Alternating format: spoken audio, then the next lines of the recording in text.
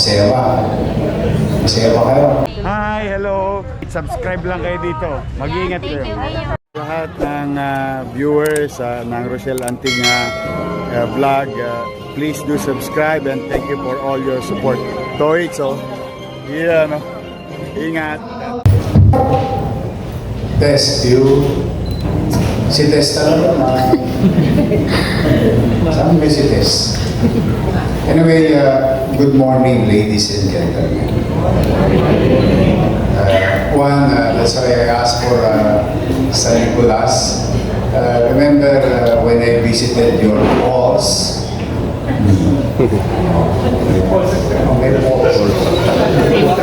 Waterfalls.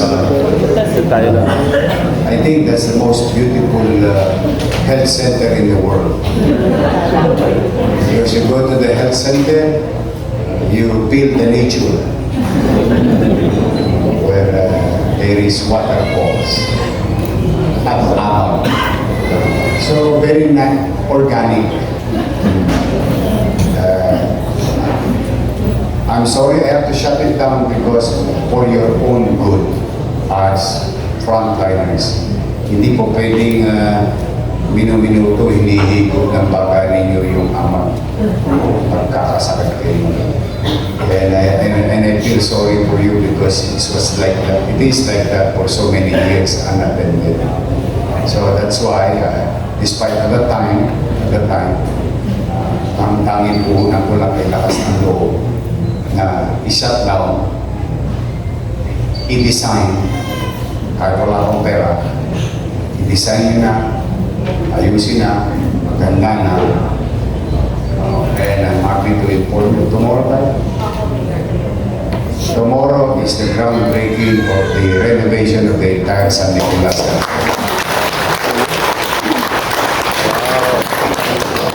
At yung nawalang Pamana Health Center, nawala. Ginawang barangay hall nung nawala ako. Parang it's supposed to be health center.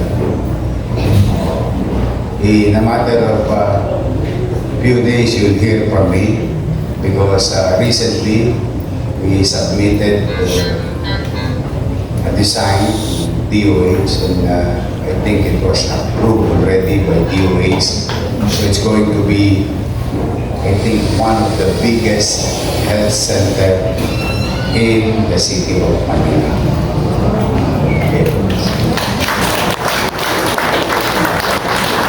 Nagdagdag ako ng extra services para yung buong Dampa, Bacood, Santa Mesa, lalo na yung may mga sakit natin sa masyadong matamis magmahal. Sa sobrang tamis ng pagmamahal, diabetes ang ko. I think we were approved to put up a facility na yung mga taga Maynila did not to go to Santa Ana Hospital Dialysis Center, Hospital ng Maynila, and Gat Andres. So kung taga-dula sila sa area, wala na silang tosgas, pabawasan yung what you call the 0 mile. Sabihin, doorstep away. So, rest assured kayong mga taga 44 health centers na namamahala, you have my full trust and confidence. Nananatili kayo dyan, kung panamin nyo ang inyong trabaho, kung malasakit ninyo.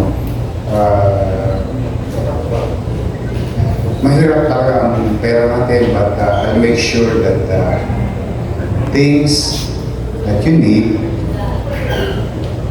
things that we need to deliver will be made available in our respective offices. Kasi kayo talaga ang frontline ng healthcare. Dalawang bagay yan. Bago pumunta sa ospital at pagkatapos pumunta sa ospital. Sa ating napunta. Now, we are the Vice Mayor here and members of the City Council. I invited them and of course your Director of Manila Health Department, Director Grace Padilla, because I'm happy listening to your requests. Some of you have requested tools and equipment from your health center.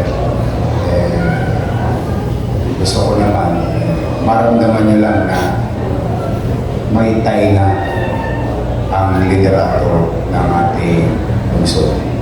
Na unti-unti pinipilit ipagbuti yung gastusin and try to address as many requests as we can. As cash coming in, we spend efficiently, being converted into services. I hope today I can put a smile in your faces. Teka muna, na-disgrasya nyo na ba yung December? Masaya ba? Masaya ba kayo? Happy naman yung mga ataps nyo. Yung mga BHW nyo, masaya din. Basta pumanatag kayo, I will do my best. What is due for you will be given to you. If there is extra, then we'll give it to you. Yung may pera dyan na minamanage namin. Two things. One for the employee, and one for the facility. We'll try to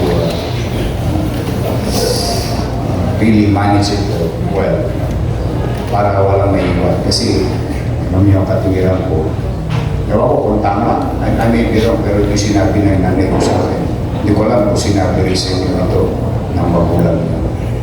Mahirap magaling-galingan sa kapitbahay kung sa loob ng bahay mo. Hindi mo tinutugunan yung responsibilidad. Kasi diba, may mga politiko na mahilig lang sa pero kayo na may napapabayaan. Bagamat hikaws tayo. Pero we'll make sure again and again, ito parang silang plakado because it's my challenge as you to really manage yung yung marapat sa empleyado.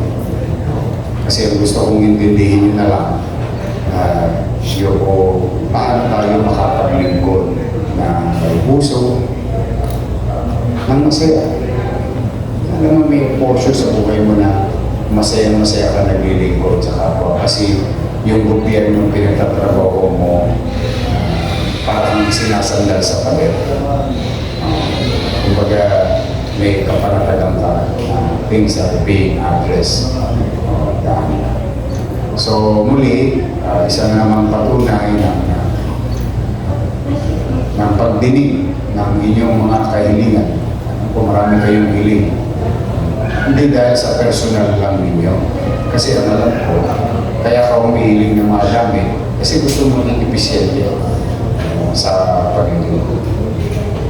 Kaya rest assured, the good news about you guys, there is one good news about it, you're always in the radar. Because this government, the city government, will continue to invest in MBN, minimum basic needs. MBN. Okay. Ano yung MBN? Ano nasa loob niya? Housing, education, healthcare, and jobs. Ayan.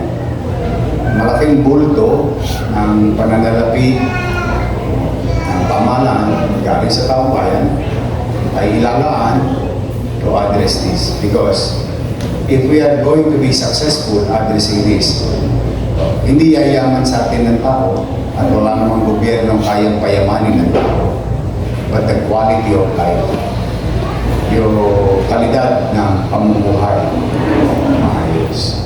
Because we are addressing the basic needs of our people.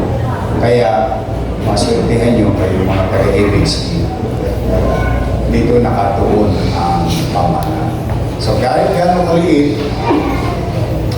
yung resources malaking pie ng maliit na resources will go to this basic services or MBN.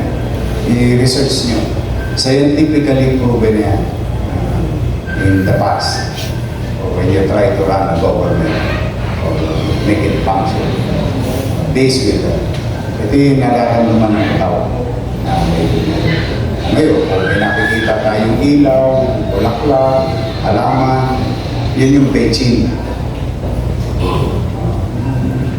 Pampasarap sa paghuli ng kriminal, o yan yung mga betching. Yan yung day-to-day. Pero the biggest portion is to invest to the people. Yan ang purpose ng MBN. But today, for the meantime,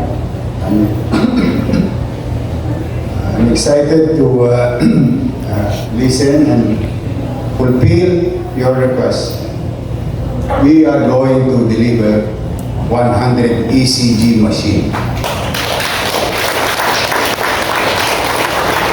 Kasi pag binibisita ko kayo sa center, pag natsatsambahan ko, may scan state na yung iba ninyong ECG machine. At least you have now extra, dalawa bawat isang health center, 44 of you. Tapos may tatabi pa tayong counting na tira. Kung may nasira, magpatagal kasi ang acquisition. Tapos, napapansin ko,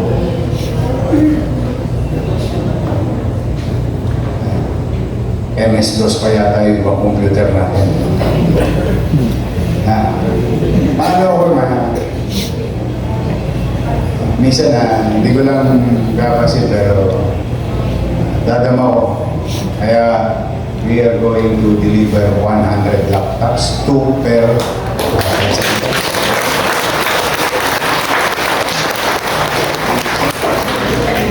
100 printers.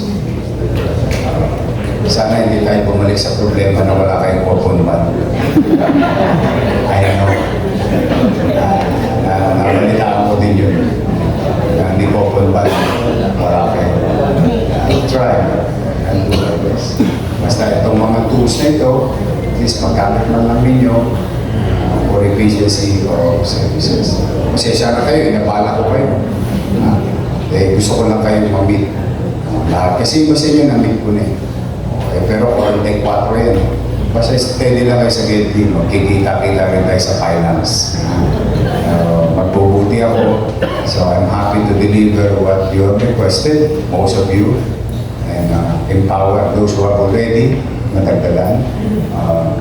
Rest assured that the medicines, we are crafting now another form of services, not only for your regular constituency, but also in the community. We're just trying to coordinate it with PhilHealth. Maybe if it is possible and feasible, ikalulugod niya to. Kasi na-testing na namin to sa na-testing na namin itong sistema ito sa Paseco Hospital. Yung Paseco Hospital, kasi ninyo sa Paseco, wala pa kayo narinig na pumasok sa hospital na yun, functioning as OPD, not yet as the entire hospital, kasi parating pa yung mga makina nila. But I'm happy to share to you, DBM approved already the ordinance passed, the creation of plantilla. So we are about to implement it. Kaya napansin nyo, nag-post na ba kayo ng hiring? Nag-post na kayo, no? Hiring. Napansin nyo, hiring na doon. Doktor, nurses. So ano tayo talaga, tuloy-tuloy na yung progreso. But for the meantime, ewan ko kung may napapansin kayo doon. May isa tayong sistema doon, lagi sariwa ang gamot. At pag-uwi, may gamot. If that is possible to one side, which we are testing it with a volume of stakeholders, nakaka 200-300 sila sa araw na OPD. Yung Talagang grabe. Pero pasinin niyo, lagi silang may natatamasa. Hindi lang reseta ang nakukuha nila. Mukhang mape-perfect natin yan. If that can be done to the biggest, I think that will be next to, the next one will be the Pamana. But if that thing can be done to large community, what more sa Quezon? So yun yung pinag-aaralan namin ngayon. Itong bagay na to, walang expired, walang may expired. Hindi ko sabihin, laging fresh yung supply. Walang expired, walang may expired, walang masasayang. Laging fresh yung stocks. So, tapos available on a particular sets of medicines as per direction and guidance of DOH and PhilHealth. Yung linyada nila, ewan ko siguro, pamilyar na rin kayo sa listahan na 21, pero hindi lang 21 yun. Yun lang yung initial. 74 yata rin. 64? 75 items. 75 items. Just imagine, may awa ang Diyos. Patuloy lang tayo pagkatiwalaan ng taxpayer. Can you imagine 75 items will be available? In a good day, yun ang wishful thinking natin. But for the meantime, that wishful thinking is waiting only for escalation because it's being done already perfectly, almost perfect, that any John Doe and Mary yung pumapasok ay patuloy talagang ang ngiti, pagod na ng tenga, nagpasa ng pisngi.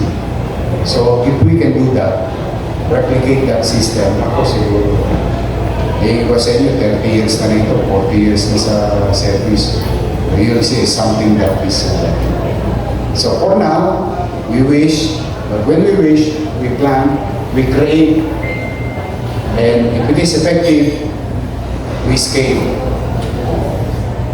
Second, natutuwa ba kayo sa mga alaga ninyong 3-4 years old?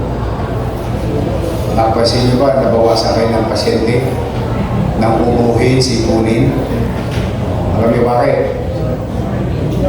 Mayor milk sila. O pinaliligo nila gata sa every other day. 3 times a week. Now, the good news, if I may share this to you, because constituents yun rin yan. Yan din yung nagpapacheck up, yung pag nakakuha sila ng tamang sustansya, protina, calcium, and so on and so forth. At the age which you know better than me, mas alam nyo to kaysa sa akin, yung stunting and nutrition ng particular group, set of kids, group A's. Pag napuhunanan natin yun, mas magiging malusog yung mga bata. Ang good news ngayon, we are going to escalate. We're going to scale up. From 21,000 targets, we're going to make it in the coming months. Piniprepare namin yung chopping. Kumaga, pinaprioritize ko na yung pag-iipon para may makapagtabi na makapagtabi. We're going to make it almost 65,000. So from 21,000, your milk is going to address almost 65,000 all over the city. Sa ngayon, parang hindi kayo kasali. Pagtitingnan ninyo. Pero pag malusog yung mga bata, ay laking kaluwagan sa kanya-kanya yung pasyente. So we are now addressing stunting, we are addressing nutrition, then we are aligning ourselves to the national goal ng National Nutrition Council. I think we are the only local government unit in the entire country confronting this problem. And we went beyond what is being given by the national government of 30 days. Now we are 90 days. Then we are addressing and aligning ourselves to the goal of National Dairy Authority kasi nagkakaroon sila ng challenges. Tapos, ang maswerte mo pa, yung mga magulang, hindi na kailangan gumastos para sa nutrisyon ng anak nila. Particular sa gatas, nakakasave sila, yung nanay at tatay. Pangdulo, yung mga farmer, tuwan-tuwa. Yung gatas nila, hindi mo pwedeng pigilan yung dede ng baka na maggatas. Talagang kailangan ilabas yun. Pag walang bibili, tapon. Yun yung sinasabi ng NDA, National Day. O yun, maswerte yung mga taga-probinsya sa atin. Ngayon lalaki pa. Kasi we will escalate. About 60,000 ang target. So, these are updates that I want you to hear from me because usually we discuss this with the department head. But these are the people na kasama ko nagtatrabaho. Kaya palakpakan mo sila. So you go back to your respective offices and I wish you good health and strength emotionally and psychologically. Because mahirap ang public service. Lalo ang may sakit. Ang may sakit walang maiintindihang katwiran.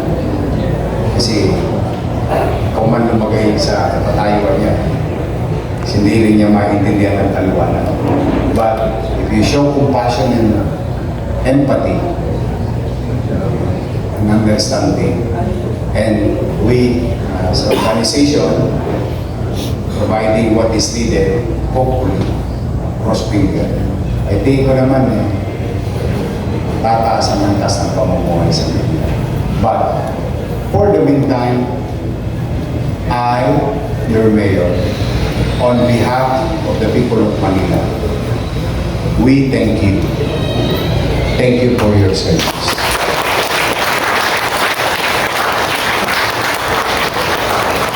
It is not a perfect organization, but your contribution and fulfilling your responsibility solves problem.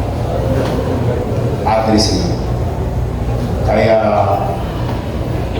mahalaga ang partisipasyon ng mga organisasyon. Kaya ipinagpapasalamat ko on behalf of the people. So continue doing so. We will be here with you. Mag-iinam ako. Okay, pipilitin kong magbuti, maging mainam, at efficient. Para itong syudad natin ay maging maaliwala sa panatag ang pamumuhay at tumaas sa kalidad ng bawat pamilya ng nalito. Mas muli, maraming salamat sa I love you. Thank you sa inyo, pati sa mga viewers nyo and followers nyo. Oh, marami na kayong aabangan. Yes, excited Handa na na po ba kayo kami. mapuyat? Yes naman, your man. Ay makapagpasalamat sa inyong lahat. At sa ating mga vloggers, shout out sa lahat ng vloggers. You survive. Abonado pa kayo. Thank you very much sa inyo, ha? Hi, hello. Subscribe lang kayo dito. Mag-iingat kayo. Lahat ng viewers ng Rochelle Antig vlog, please do subscribe and thank you for all your support. Toits, yeah, no? Ingat.